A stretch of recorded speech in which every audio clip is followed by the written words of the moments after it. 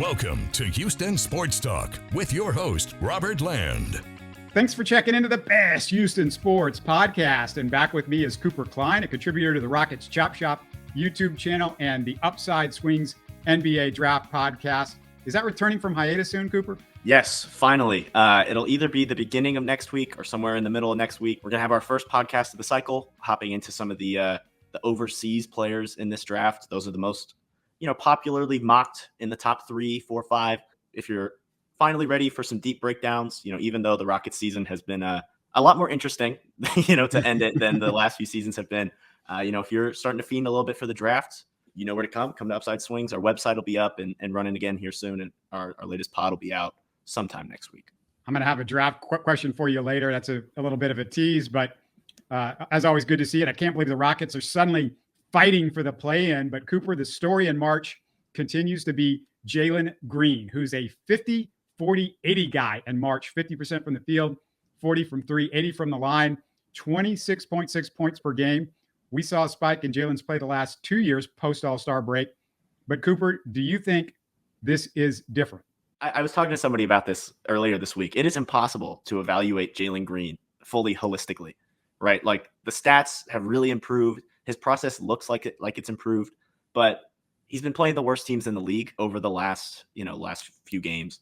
It's really, really hard to fight the instinct to just go, oh, he's so back. Like, you see it. You see why he was drafted number 2 overall. You see why we've committed all this time to him. I do feel like this is different than the last few years, because a lot of it is he's doing this while still defending at a decent level, while rebounding and hustling at a decent level. But it's hard to look at it and not just go, well, this is exactly what has happened the last 2 years. So I'm just going to remain in the middle on Jalen Green. I'm going to, withdraw. I'm not going to have any crazy opinions, because I just don't think it's fair to evaluate anything. If he can do 80% of this coming into October next year, I'm all in. 100%, I will go all in.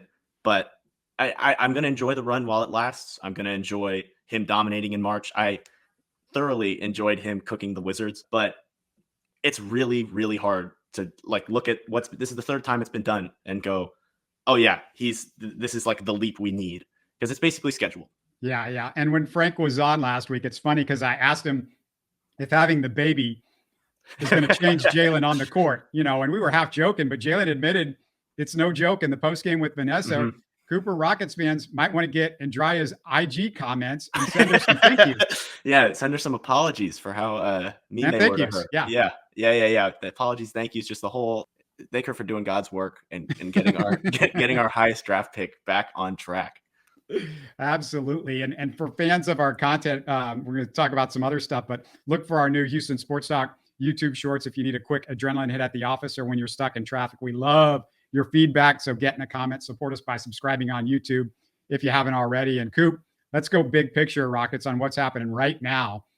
And without a focus on a particular player, what stuck out to you about the team and their style of play since the All-Star break? It seems like everybody is not playing more free, because that kind of implies that everyone was super constricted. But it seems like everybody is just more focused on making the right play instead of running plays and running these set situations. The one isn't necessarily better than the other, like a Şengün post up or all these different high pick and roll DHO stuff. But the quickness with which everyone is making decisions, the ball stays popping a lot more. There's a lot more free flow, which I think really works for Jalen and Amen in particular. Defensively, they're a lot more switch heavy. They're a lot more focused on just do not let guys create straight advantages in the pick and roll, which you can do because everyone on this team is, other than Fred, is 6'5 plus. And it's been really, really fun to watch, all these size switches. This really athletic team is finally able to, fully commit to not a simplified scheme, because they're still playing a lot of help defense, but you can tell that their pick and roll defensive coverages are a lot simpler, just pure switching and then dropping from the corners. And Jalen's looked so much more engaged in this scheme. He was definitely engaged to start the year, but everybody is fighting for every ball. It just feels like everybody is playing looser and faster, and you see that fail. There's a lot of careless passes. There's a lot of poor ball handling, but the freedom, it feels like it makes everyone a better shooter because they're playing more careless, more free. Faster too. Faster is a big part of it. And, one things that, this is not sexy for a lot of basketball fans, but you notice it as a junkie. The Rockets are doing so much better at getting their hands on basketballs, help defense, not just the getting the help on the basketball, but being able to recover. But I mean, just the beginning of it, the start of it is where you really go, okay, that's different. And you watch the bad teams, AKA the Wizards, and you just don't see that type of stuff, what they're doing. You're getting to see a lot more of the activity that was a lot more constrained to just Tari and Dylan to start the year. But it feels like everybody on the floor is now more empowered to defensively play make and create transition opportunities and get their hands in there. And we have a lot of length and, great hand-eye coordination, a lot of micro skills, athletic type guys on this team. And it feels like we've finally seen the elite athleticism. Like this team is arguably the most athletic team in NBA history. And we've finally seen that unleashed to some degree. And it's been a lot of fun to watch. Yeah, I want to get to more Amen Thompson in a bit, but I did hear a lot in Spaces at one point. Well, the Rockets are playing faster and Udoka has taken the gas and just gone full bore with this. And he should have done that earlier in the year. He should have had these guys playing faster. Well, a couple of things. To play faster, it helps if you get the rebound. It helps if you get steals. It helps if you have Amen Thompson playing defense. It helps if you have Amen pushing the ball. All of those things make a big difference in playing faster. But, this team, it was always going to be difficult for them to play fast because Fred VanVleet runs. He just doesn't run fast. Şengün runs. And it looks like at times that he's got like a huge backpack on his back with a bunch of bricks in it sometimes when he's running down the court. Dylan Brooks is not a guy that can run. But, before Cam got hurt, when you had Amen and Cam out there, it was much easier to pick up the pace. We forget the first couple of months, Amen didn't play. Cam was in the G League a lot of that time. And when he was back, he wasn't playing. So those guys have been super key. That's how you get to run more is you do better on defense. You get more rebounds and you also have guys that can actually go fast and run fast. And I think that's been a big part of it. Yeah. Big thing is the rebounding. It feels like the team rebounding is a lot more of a focus point. Like obviously when Şengün's out there, he's going to gobble up boards in tight, but it feels like guys like Jalen, all the wings, the forwards, Amen, everyone is doing more boxing out. They're doing more flying in from the wings, just a lot of varied rebounding. And it feels like it's more of a central team focus for everybody to be involved with the rebounding because you've lost, your two best rebounders to injury.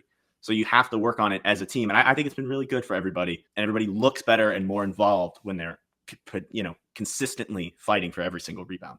Now, I guess you could say Amen Thompson has been the de facto starting center since Şengün's injury. It's only a 4-game sample with 3 against the Wizards and Spurs. So take it with what you will there. But the Rockets' offensive rating with Amen on the floor, Cooper, is 130.3, and the defensive rating is 101.3.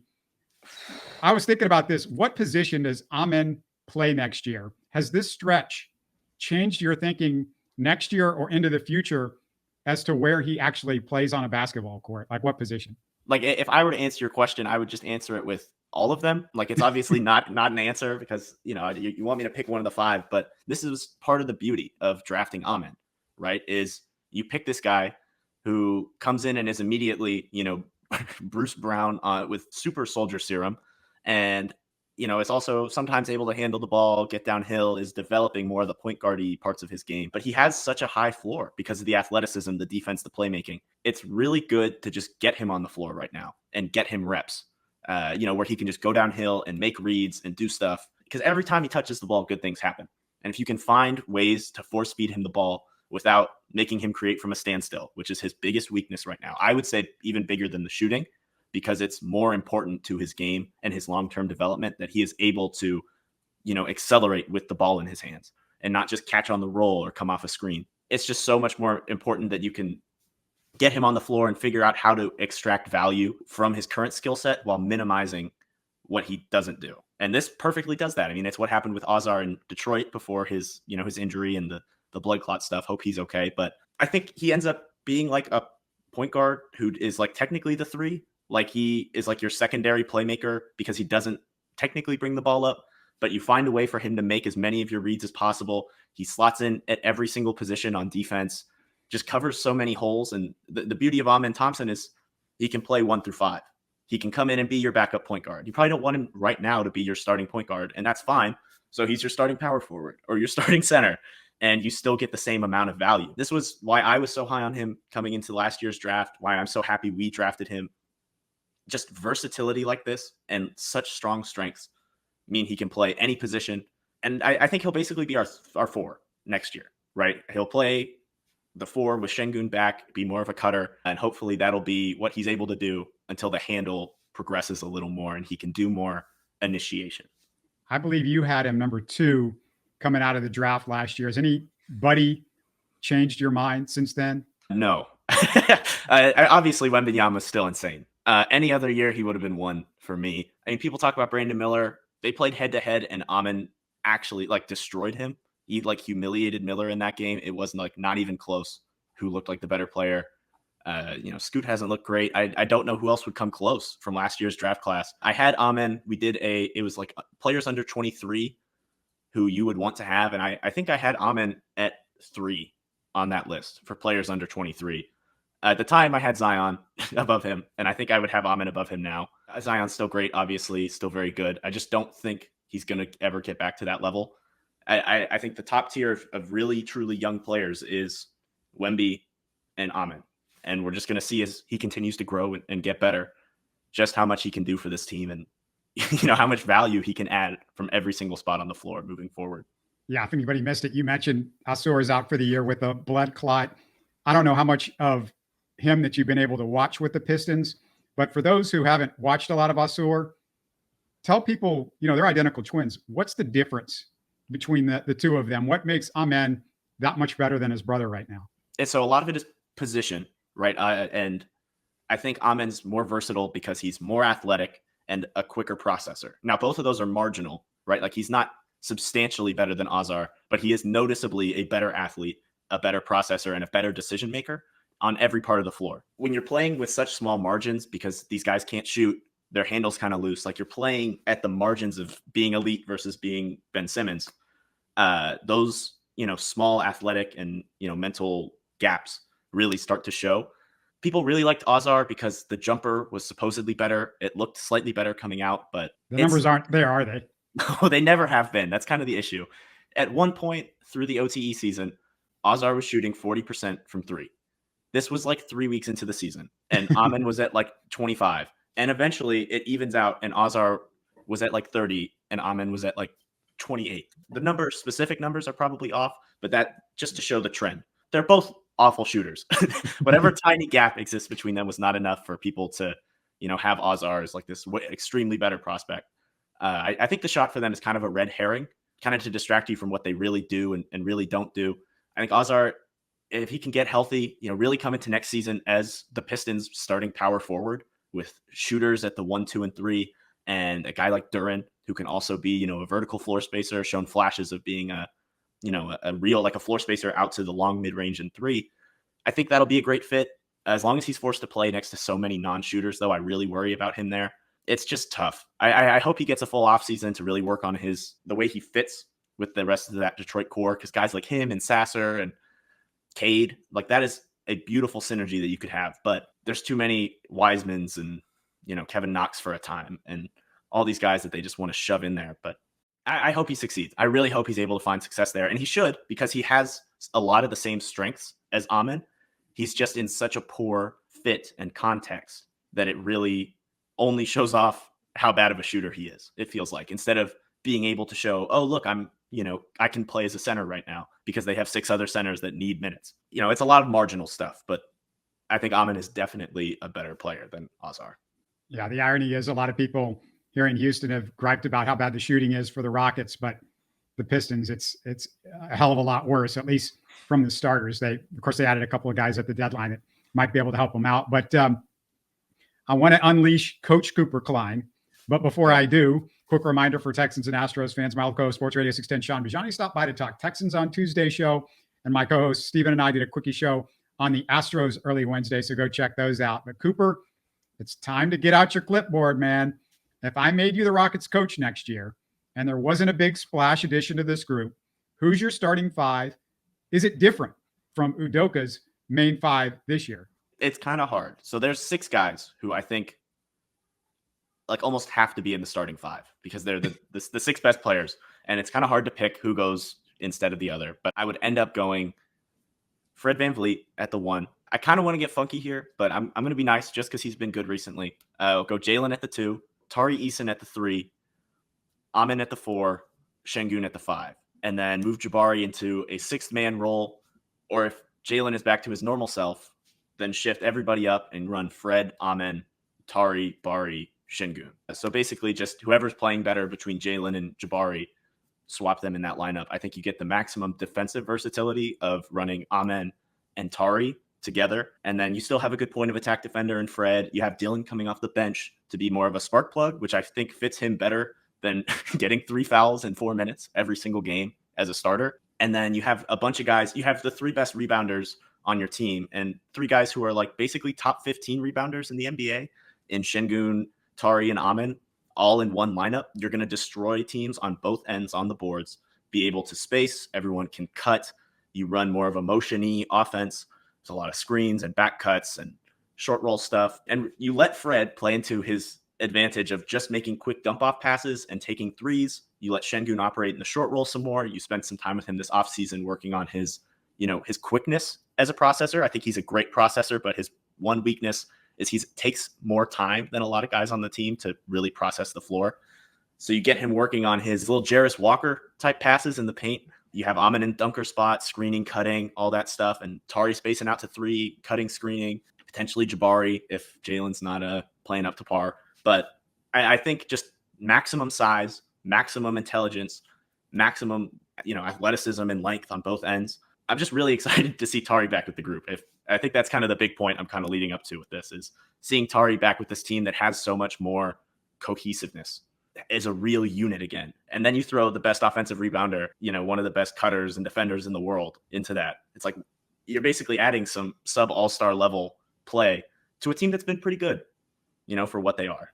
Yeah. Final group, Fred, Jalen, Tari, Amen, Şengün. There's my 5. If you left the 5 guys as they are right now, the 5 starters that he's had most of the year, I wouldn't do it because I'm with you. I mean, well, first of all, Amen and Tari are 2 of your best 5 players. So you kind of want those guys on the floor. I mean, I feel like they're definitely 2 of the best 5 Rockets players. But if you brought Amen and Tari and Cam off the bench, I mean, that just sounds like the biggest jailbreak of all time. It would be must watch. They had the Goon Squad, last year or the year before that or whatever. It's called it the Goon Squad. Man, this is like Goon Squad times 10 with those guys coming off with just the havoc that they cause, the steals. Cam underrated as far as him getting in the lane, getting his paws on some basketballs. But I mean, those 3 guys coming off the bench would be fun. But yeah, I'm with you. I'm like, yeah, Tari and Amen, it's almost like you got to make room for them. And, I think there's going to be this deal with, if you look at Udoka, he likes the guys that have experience and all of that sort of stuff. But something looks funky with Dylan Brooks. I don't know what it is. I don't know if you've noticed it. I don't know if he's been right since that injury. It seems like some nights he's out there and he looks like a traffic cone and guys are just flying by him. And other nights he looks like the old Dylan Brooks. He looks like the guy. I mean, we forget he just was on an all NBA defense like last year. I mean, this guy was supposedly one of the best defensive players. And there are times out there that he doesn't look like he's got the athleticism anymore or something. I think it's a lot to do with that injury, but it's really hard to tell. I also think that even when he was like really good to start the year, every single time Tari came in, I thought Tari played better. Like, obviously you want to see your energy, like come off the bench, whatever. And Tari's been doing that since college at this point. But at some point you want to start your 5 best players. You want to step your best foot forward. And then you still have, like, Dylan Brooks is still a good player and a good punch of energy off the bench. I think if you move Amen and Tari to the starting lineup, and then you have Dylan, Jabari, and Cam off the bench, it's not as crazy. It's not as like drastic of a switch, but you are still able to run a lot of the same stuff and have success in a lot of the same ways because those guys are still tough. They're still able to, the bench can really shoot the ball, and you can swap some of them in as need be. If Tari's not really shooting the ball well, or, Amen's really getting sagged off of, you can find ways to adjust with these shooters. But I mean, every time Tari played, the team just looked like it made more sense. Every time Amen's on the floor, I mean, we've had a plus 29 net rating with him the past 4 games. Just find a way to get your best players on the floor, even if it screws up the politics of the team or, I think that's kind of been the downfall of the teams the last few years. It's like, oh, well, Jalen has to play 30 minutes, even when he's stinking, and Jabari has to start because he's your 3rd overall pick. And it's like, Amen's your 4th overall pick, and Tari is your 2nd best player. Just play them. Just get over yourself and play them. Yeah, and it's not a fun thing to talk about, but it's a very real thing to talk about. If you had Tari and Amen out there with Şengün, he's a decent rebounder, but he's not, the numbers say, close to double digits, but he's not really a great rebounder. And then you put him with 2 guys out there in Amen and Tari, and it's like, I dare the other team to get rebounds with those 2 guys out there. And you're going to get 2nd, 3rd chances, 4th chances, 16th chances with those 2 guys that, you haven't been able to do this year as much. So yeah, no, I would love to see those 2 guys starting. That's for sure. And I love Jabari too.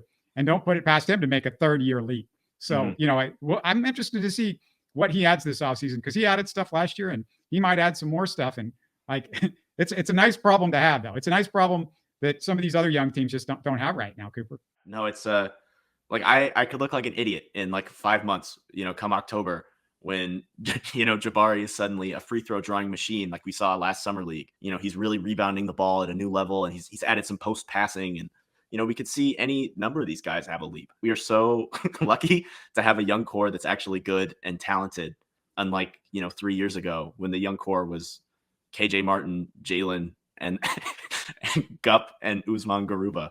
And also I think it would help Jabari a little bit coming off the bench to be able to work on his scoring, because he would have more opportunities without playing with Şengün as much. I talked about that to start the season. Was Jabari, when he was playing really bad to start the season, like in preseason and the first few games before he the shots started going in and he looked more comfortable, Jabari's a guy who's used to getting shots and creating shots and doing all this stuff.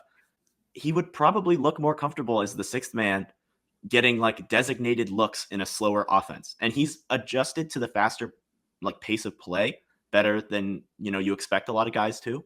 But you want a guy to be comfortable. If Jabari can come in as the 6th man, get some mid-post ISOs, run some DHOs, work on his game more, and then at the end of the 1st or the beginning of the 2nd, then fade more into his, spot-up shooting role, cutting role, screening role. Let him do both, because you don't draft a guy 3rd to just not see what he has in his bag. And Jabari has some bag. He has some game. We've seen it. But you have to be intentional in setting him up to get there. And I would like to see that. And I don't think he's going to get the opportunity while he's starting. Last thing I wanted to ask you, since you follow the draft so closely, let me get your take on the Brooklyn pick. If the Rockets keep it, which I tend to doubt, but let's pretend they do. That pick's number 8 right now. Tankathon has G League forward Modest Buzelis going to the Rockets. Who's your ideal fit for what this team needs? And maybe give me a couple options. Ideal, number 1 ideal is Kentucky's Reed Shepherd. 6'3", best shooter in the draft, one of the best shooters of the last few years. You could build an entire offense around him, Şengün, and Amen, all 3 being just perfect gravity wells. You run some nice screen actions and Reed draws 2 to the ball and makes an easy, dish out, have him off some motion. He's not the best self-creator, but we're the one team in the lottery who doesn't need self-creation or elite point of attack defense. He's a good event creator off the ball, but a great off-ball player on offense. I think is he still shooting 50% from 3? I should know that off the top of my head. He's shooting 52.5% from 3 on the season, on an absurd amount of difficulty and a crazy amount of attempts. I saw that projected now. He's 4th in the draft. I think NBA teams are lower on him than a lot of analysts are because of a lot of different biases. He's 6'2", and he looks really bad at the point of attack. So he kind of has the AJ Griffin issue, where AJ was probably a top 10 to 12 player, slips to 16 because, his defense looks so bad at the point of attack, but he actually does quite a bit on the defensive end. He has really high steal and block rates. They talk about Kyle Lowry type strength with him. Is that fair? Is that a little overboard? He is strong, but Lowry, Lowry's an outlier strength guy. Reed is really strong. He also just doesn't know how to use it yet. So I think that'll come with time and as he works on his craft. But I would draft him here as just an off-ball wing who can shoot the leather off the ball, get into passing lanes, add to that defensive culture, just really be a perfect fit with the guys we already have. I do also like Buzelis, who they have us taking at 8, just massive. Another guy who can really shoot, was mocked really high to start the year as a creator, but I don't think you draft him to be a creator. He's He can take guys off the dribble, off the ball, and he has some sick posters, very athletic, but you bring him in as like a true weak side rim protector next to Şengün, who can also really shoot the ball. So Jabari, great defender, great ISO defender. He's almost more of a 3 defensively than a 4 or a 5. He's like a switch 5 who can guard, everyone out on the floor, but he's not great at covering a ton of ground in help. That's exactly where Mattis thrives. He can really cover ground, decent rebounder. Not everything he was cracked up to be to start the year, but that's not what you bring him in to do. This year, you're not drafting somebody to be your 1A star. You need somebody who can fit next to our guys and just shoot the ball, play some good defense, and play a role. And I think both Mattis and Reed can really, really do that. A guy moving up some boards and another shooter is Connect. How do you feel about Dalton Connect out of Tennessee? He's nice. I really like the shot. And if those two guys are gone, why not? If you know what you need, then just go get the guy who can do it. Even if I'm not usually a guy who is like really into drafting a guy for just shooting, I think Connect or whatever, he can really shoot, he can really dribble, and he can really pass in like an NBA forward way, right? He can make connective passes and pass out of drives. He's a weird defensive fit, but if you're just going to draft him to come off the bench and win you some games because of how good of a shooter he is, I would be fine with taking him as high as 8. It wouldn't be the most inspired pick, but there's something to be said for just getting the guy who is going to fit. The other shooter who is mocked this high is Jacoby Walter out of Baylor.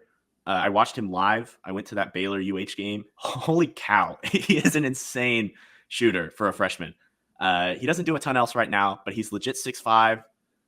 He's got some muscle, got some length. He hit this like insane full sprint motion shot off a pin down and like nothing but net. It was the cleanest shot I've ever seen a freshman hit. And I was immediately like, I need this guy on my Rockets. He can do a little bit of self-creation, but he's just super athletic. And I think he'd fit next to the guys we have. I don't know what else he brings right now. I haven't deep dived his game as much as I should. Is he like a Jordan Hawkins with the Pelicans? Is that similar games? Yeah, but he's definitely more athletic. Hawkins was like ridiculously skinny and still is. Hawkins can be abused defensively and can't get to the rim at all and can't pass and doesn't have much self-creation, but he's the best movement shooter of the past, 4 or 5 years in any draft. Jacoby is just like, there's some real hope on that shot versatility. He's been really streaky and he's probably my least favorite out of the 4 that we've talked about. But if he falls, I would like to trade in, take the swing on a guy who's just shown shooting talent and see what you can get out of him. Send him to the G, see if you can turn him into this, super duper sniper, that we don't really have. Anything else you want to touch on with the Rockets or anything you want to plug before we take off? Ooh, so I just, just got back. I was off Twitter for a little bit, but I don't really have anything to plug at the moment. Just like stay on the lookout for upside swing stuff. Go Cougs. We play Friday and I am dying, but I'm so anxious about the Cougs playing, but I think they're going to be fine. I do think Jamal Shed is a draftable player, and that's not just my fandom speaking. I think he's exactly what the NBA is kind of like not realizing that it's missing. There's probably 10 teams in the league that could have Jamal Shed just come off their bench and be like probably their 7th or 8th man right now and play good ball and just be smart and make the correct reads and NBA spacing. He's basically if Tyus Jones wasn't the worst defensive player in the league. That's a great player, and NBA teams just don't appreciate that. That's basically all I got. Go Cougs, for the Cougs fans, by the way, for the Cougs fans, we are going to do a live Cougar postgame Sunday, assuming that they can take care of business against Longwood. I'm guessing, that's not going to be a big one that you guys are going to want to have a postgame on the Longwood game, but we're going to take care of the postgame. So another reason to make sure you're on notifications on our channel so you can be ready as soon as we pump that out. But after the Cougs game, just flip it over to our channel and we're going to have a live post game for the Cougars. And I can't wait for them in the tournament. I'm super excited. Hopefully everybody is about as healthy as they can be going into this because that's the biggest deal. Otherwise there's no question that this team can make a championship run. But man, it's always good talking with you. And we'll talk again soon for sure. Thanks a bunch. Of course. Thanks for having me on. You're listening to Houston Sports Talk. Hey, don't forget to support us by subscribing and commenting on YouTube. You can always listen to us on Spotify, Apple, or your favorite podcast app. Tell your friends about us and share our show links on social media. Spread the word, everybody. Thanks for listening.